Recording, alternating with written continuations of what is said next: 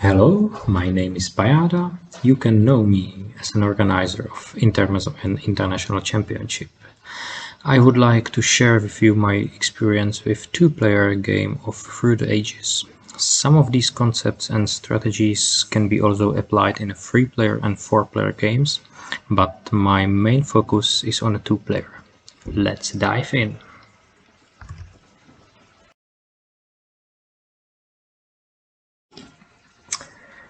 Today I would like to speak about how long you keep leader in play. And the first category of leaders which I would like to speak about are the one-shot leaders. One-shot leaders are leaders which you have just for 1 or 2 turns, and that's enough. You just get all the bonuses from them, and then as fast as it can be done, you would like to choose another leader and start using another leader. So as you can see on a picture, there are like 4 leaders which are marked by red crosses. Alexander the Great give you yellow token, and then you would like to have another leader.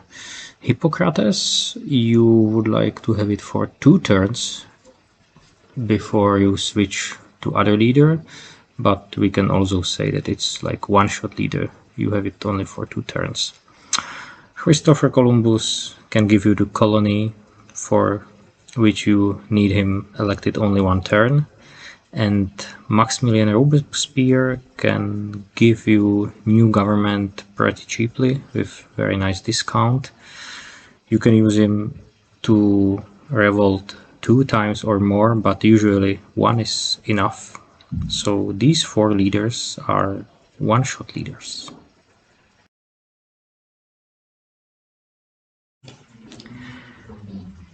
Opposite category of one-shot leaders are long-term leaders. These leaders you would like to keep as long as possible, often even for the whole 2 ages. Their bonuses are that strong that even if you compare them with leaders from the next age, they are still pretty fine. First of these leaders is Hammurabi. 1 civil action and possibility to revolting is strong even in late age 1. Julius Caesar's ability doesn't have comparison in this game. No one can play 2 political events, and often you can use Caesar also for the whole age 1. Aristotle can give you a lot of science, and later when you have more civil actions, he can give you even more. Another pretty good leader is Ashoka. If you have 3 colors of cards in your hand, he's giving you 1 rock and 1 food, which is more than any other leader from age 1. So if you did the setup, you would like to keep him as long as possible. From age 1, we have a lot of other leaders which are pretty strong even in age 2. Genghis Khan is often giving you free culture, and sometimes you even don't have a knight, so you are keeping him as long as possible to make your transition to different army possible. Leonardo da Vinci gives you 1 more science and also around +1 rock every turn, which is very good. Michelangelo can give you a lot of civil actions by paying less for taking wonders, and also produce a lot of culture, and once you did the setup, you would like to keep him as long as possible. The same can be said about Joan of Arc, Isabella of Castile, or Jan Žižka. If you are lucky enough that you have medieval army, you can maybe get even like 4 cultures from Jan Žižka. I saw even 5. Nostradamus give you a nice overview of the cards which your opponents is seeding. He can also be used as a defensive tool, so you are not that worried about aggressions and other kind of events like border conflict or uncentered borders. And Saladin is very universal, and also his one civil action is very valuable even in H2. Long-term leaders from H2 has also one another advantage, and that's it, that you can keep them for the rest of the game. Maybe not the last turn, but you know what I meant. And this is pretty strong, because if you, let's take as an example William Shakespeare, have a printing press and drama, and even when William Shakespeare will come late in H2, you can keep him whole H3 and just produce a lot of culture. There is just one card which can make this not happen, and that's the infamous iconoclasm. So Napoleon Bonaparte, William Shakespeare, Isaac Newton, James Cook, Johann Sebastian Bach, all are pretty strong even as H3 leaders. Another interesting leader is Alfred Nobel. Sometimes you take Alfred Nobel only with 2 philosophies, so you increase your science production to 4, but maybe your opponent is producing even more science and you don't want to have the Nobel Prize in place, so you keep him for a whole game, so he never dies and he will never be awarding these Nobel Prizes. Antoni Gaudi can also produce a lot of culture, and even in H3 he can make your building technologies much cheaper, and you can then upgrade to them with efficiency upgrades, which is pretty nice. And Charles Darwin is also very good for denying technology cards to your opponent, and you will be also very happy to keep him for a whole H3 if not another good leader as Pierre Coubertin will come.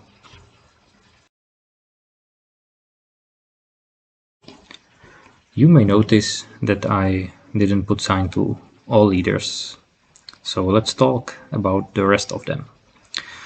Moses, Homer, Boudica, Cleopatra, Confucius and Sun Tzu are very good leaders. You would like to use their abilities for more turns, but you will be very happy to switch them to H1 leader as soon as possible.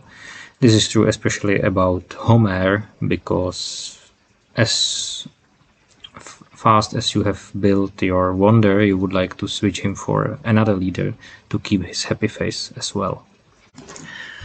Frederick Barbarossa can be used as a one-shot leader that you just build 2-3 military units in one turn, maybe even revolt in that turn, and then you will be without food, maybe even without irrigation, so no way how to obtain more food, and you will be looking for another leader.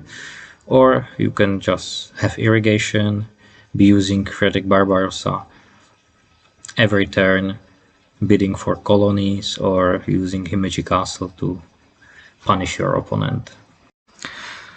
Eleanor of Aquitaine can be used as a one-shot leader, that you will take her or elect her only at the end of the H1 to just transition to the H2, and then take the extra 2 civil actions for switching her to another leader. But you can also use her as a source of culture, so that's why I didn't choose the red cross as a sign on her. And Johannes Gutenberg is also something which I would call probably transition leader, that you don't want to be using him 5 times, just maybe 2 or 3, and that's enough. So maybe just take one technology, then upgrade to it, and upgrade the second one, and that's it. So you would like to keep him just for 3 turns, use him as a transition between HA and H2 leader. Catherine the Great can be used as a one-shot leader, that you will just get the yellow and maybe even take it from your opponents. Or you can just say, okay, 2 culture is not that bad, although 1 military action is fine, and you can be using her for a longer time.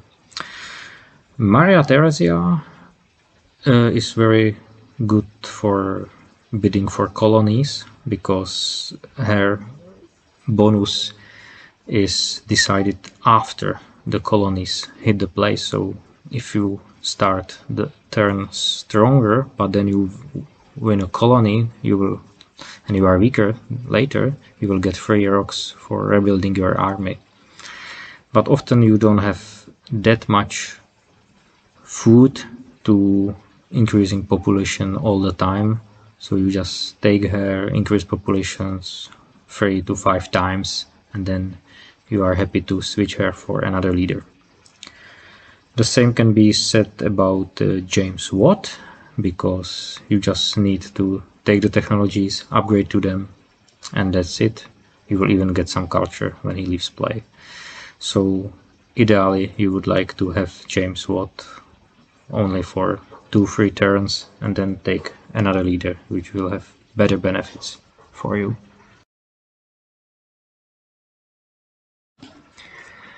I didn't show leaders from H3 because all of them are there to produce a lot of culture, and you often elect them as soon as possible and then use them as much as you can.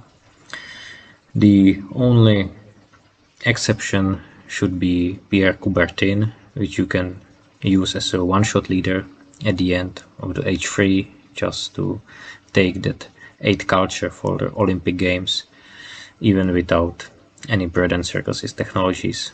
Maybe you before had William Shakespeare with printing press and dramas, and at the end you just take another 8 culture from him.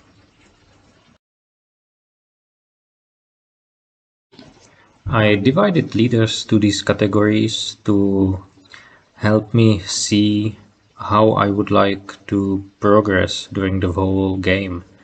That when I pick one-shot leader from HA, then it's easy. I will just pick leader from H1 as soon as possible. But if I see that I can take Ashoka for 1 civil action, and there is Christopher Columbus and Eleanor of Aquitaine in the game, then I will maybe take Ashoka, build his engine, even take Christopher Columbus to my hand to have green card, and then keep Ashoka the whole H1 to just have a lot of resources, then switch at the end of the H1 to Christopher Columbus, find colony, and continue with H2 leaders. So this concept of one-shot leaders and long-term leaders can help you when you firstly look at the card row, what possibilities are there and how much strong lines of leaders you can choose. Thank you for the listening, and if you have any questions, then please ask them in the comments. Have a nice day.